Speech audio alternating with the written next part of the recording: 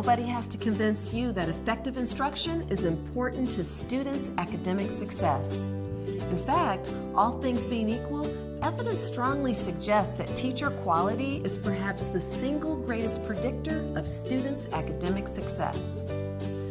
But while most of us were trained to teach reading, mathematics, social studies, science, and a range of other academic content, few of us have had any real exposure to the elements of effective instruction for behavior. Fortunately, however, effective instruction for academics and behavior are absolutely identical in terms of the components that are essential to success.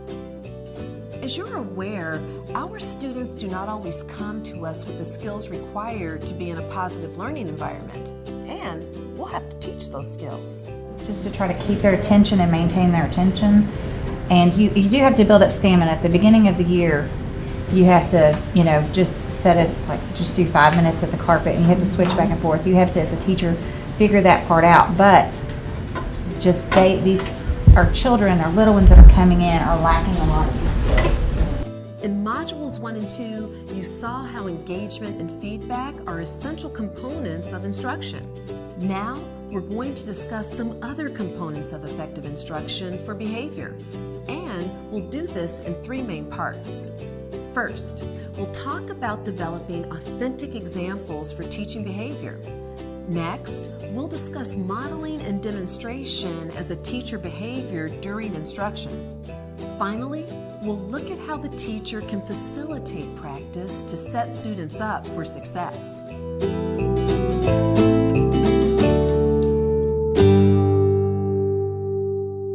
Responsibility for the effective delivery of instruction is the responsibility of the teacher.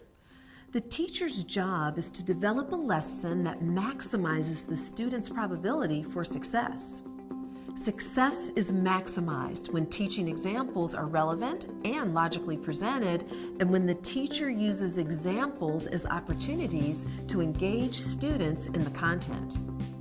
Sometimes people assume that it's better if students experience only natural examples. While it's true that natural examples are important, the examples that are naturally available in the teaching environment are unlikely to provide all of the examples that might be encountered in the real world. For example, suppose you wanted to teach the concept of a dog to students who had never seen a dog. If you were determined to only use natural examples, you would look only at dogs in houses around the school. But what if all the dogs around the school were black or brown labs? Would your students truly know what a dog was? Would they recognize a dachshund? I think in a society right now where our students are not necessarily intrinsically motivated, that we have to pull in these real world experiences so they make some sort of connection on their own. I also teach writing, and so I tend to write my own stories in front of them. So as we're doing our personal narratives, I will talk about, if we're using our spicy words, how I pushed my brother down the stairs and I heard his legs snap, and so the kids are like, "Oh, Miss McDermott, did that really happen?" So they're kind of engaged, but then they're also kind of thinking about, what can I talk about that's happened to me, and to also bring my reader in and become the author of my own writing. When teaching behavior, we must consider all the examples that a student might be confronted with in his or her real world, and then find ways to bring those examples into instruction. For example, consider a group of students that have problems on the playground. They push into games, cut lines, and argue. Before beginning instruction, the teacher goes around the playground and makes note of the different games and activities that typically occur there. Then, the teacher considers the appropriate way of entering into each of these games so that the steps can be taught to the students. These examples can then be grouped by similar features, like whether there is a waiting line or a need to ask to join. Watch how this teacher begins with games that require waiting in line and then provides examples from the other types. This is a natural way of providing a range of authentic examples. All right, so let's talk about games with weight lines. Who can give me some different examples of games that have weight lines? Joshua. Foursquare. Foursquare, you're right. Foursquare does have weight lines. Victoria. Bowling. Bowling, you're right. Bowling does have weight lines. Now, everyone, let's practice lining up. Okay, like we would for a line. Just come this way. We're all hitting each other.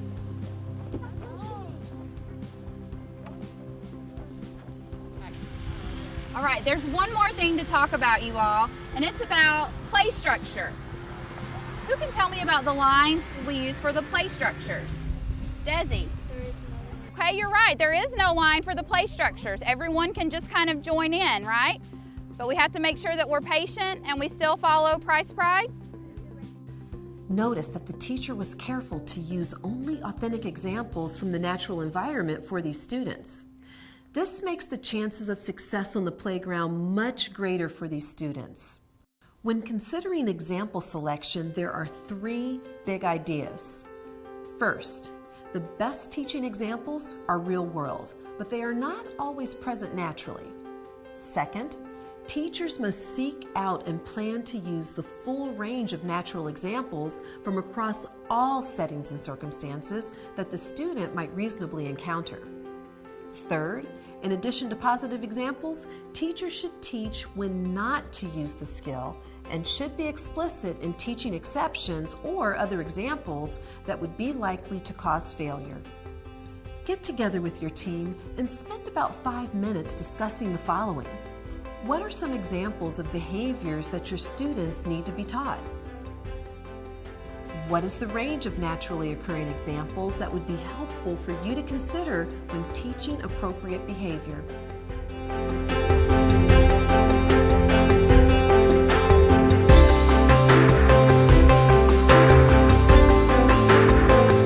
Teaching begins with clear and explicit instruction, but this must be immediately followed by modeling and demonstration using authentic examples to make key components clear to students.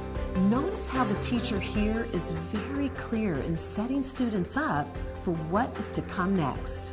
I think one thing you need to remember too, as a teacher and as a student, is that the first time you teach something, they might not get it the first time, and a lot of the times you have to repeat yourselves and take it day by day, and you have to explain that to the kids, because when you tell them what they're expected to learn, they automatically expect, oh, I'm gonna know this today. And when they don't know it right away, that's when the frustration sets in. That's when, you see those behaviors flaring up. So you kind of have to explain to them it's a process. I do, we do, you do. And that we do part may take weeks before they can do it individually. And I think that's part of modeling academic etiquette. And being able to say, we do a lot of acting out how to, kind of what you said, acting out how to do this correctly, and what does the not correct behavior look like, or what does the not correct way to write look like, and what does the correct, and that way they're able to have some sort of dialogue or discussion, interactive, and they're making their choice, and it's more student-led on making the right decision. So they're kind of modeled and guided to how to do this correctly based on what they saw the incorrect way to do things. When we do Grannies Up, you're gonna share what superpower you would like to have with 2 friends. What are you gonna share? What kind of superhero power do you friends? With how many friends? 2. And then you're gonna meet me back on the Carpet. Grannies Up.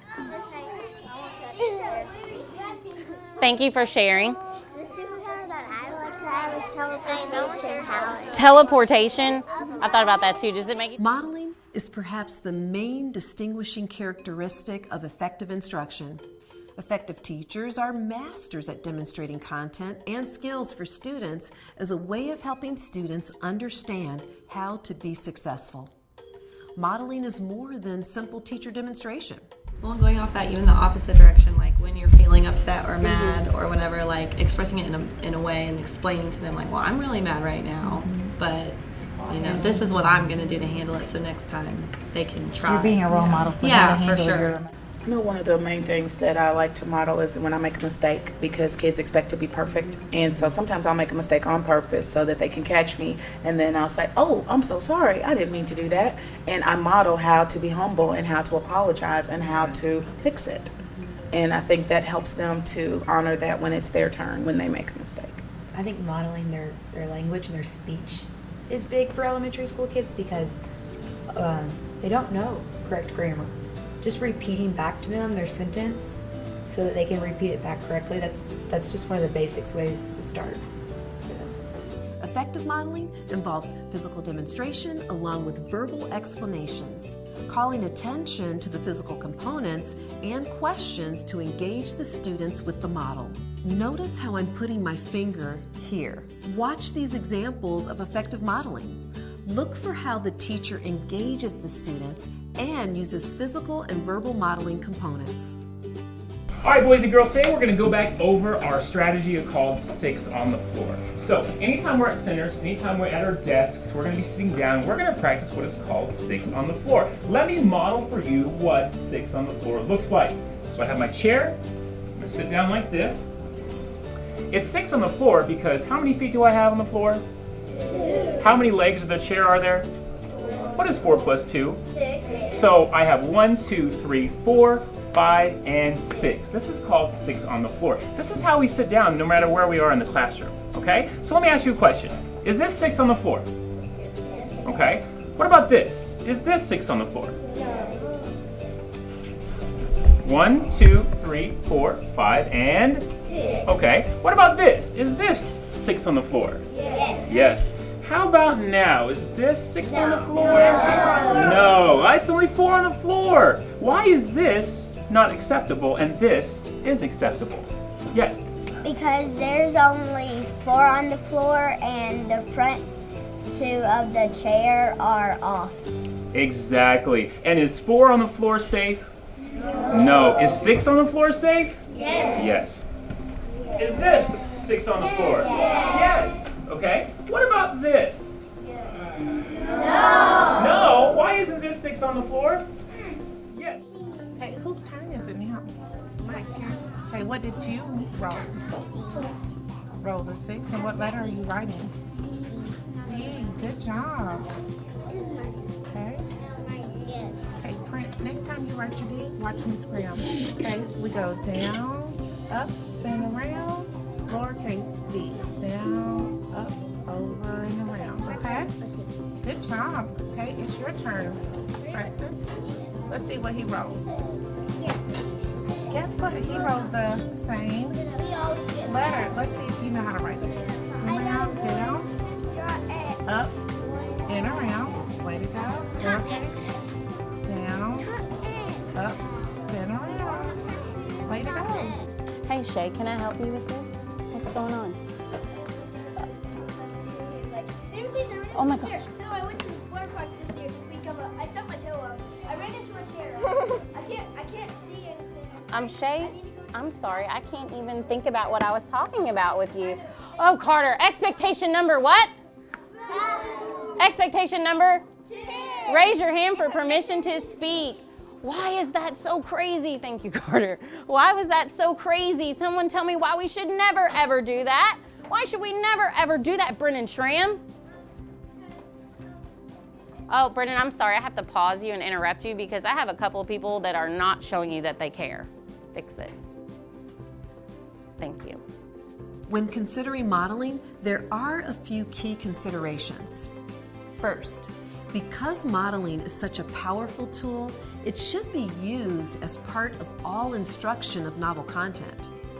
Second, modeling needn't be only teacher talk. Teachers can ask questions and engage students during modeling.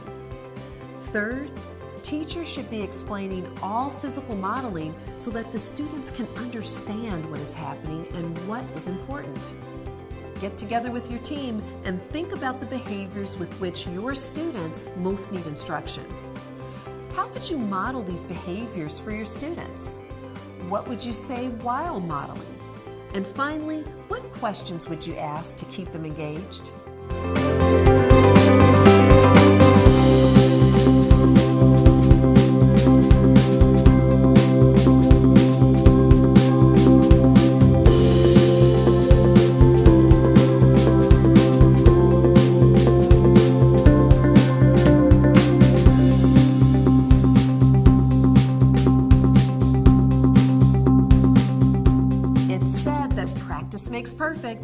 while perfection isn't necessarily our goal, practice is an important part of instruction.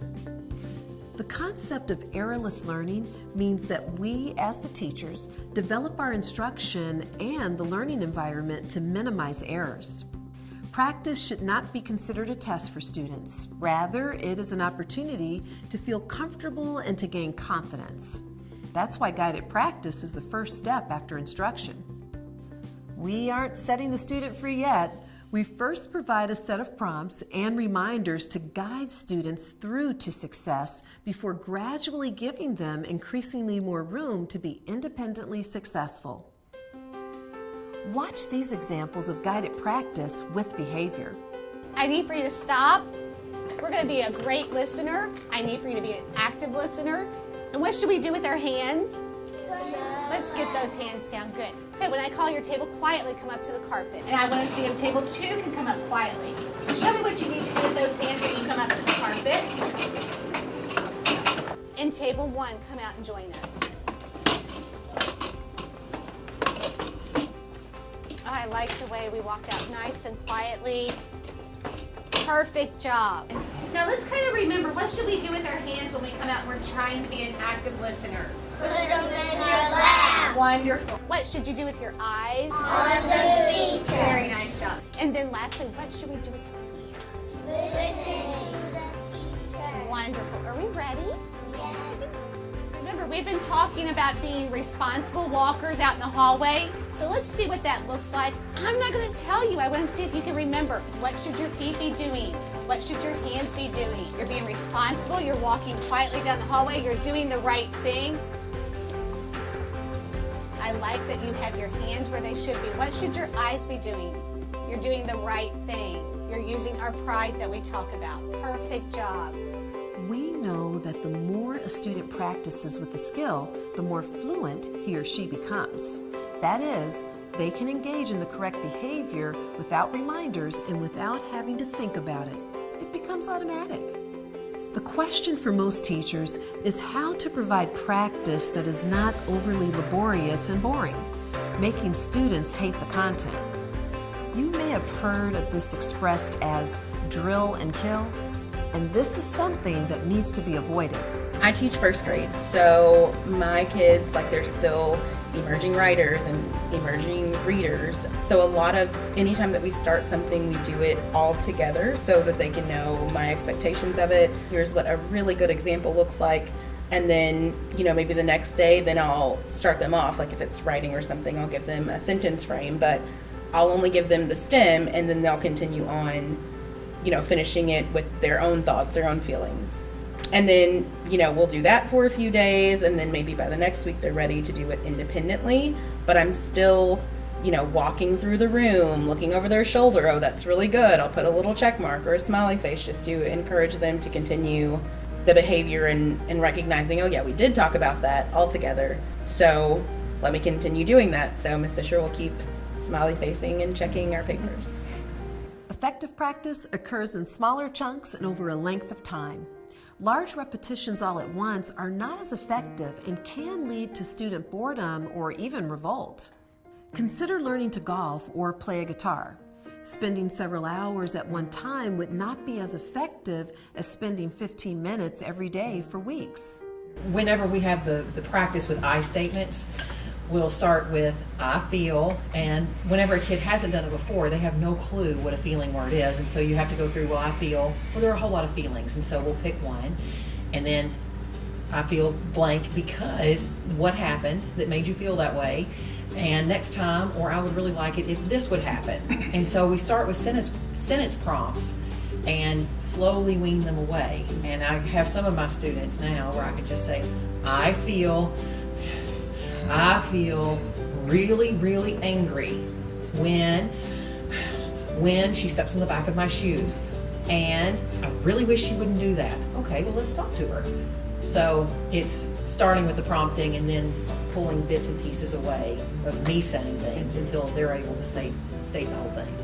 When considering practice, there are a few key considerations. First, students must be given opportunities for repetitive practice.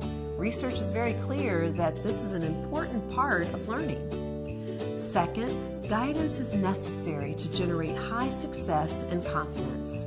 And third, effective practice involves short bursts of practice repeated over a number of days. Get together with your team and consider how you provide practice for your students when it comes to behavior. Do you guide practice to create high rates of success and confidence? Next, think about how you can spread out your practice, small amounts, over a longer period of time.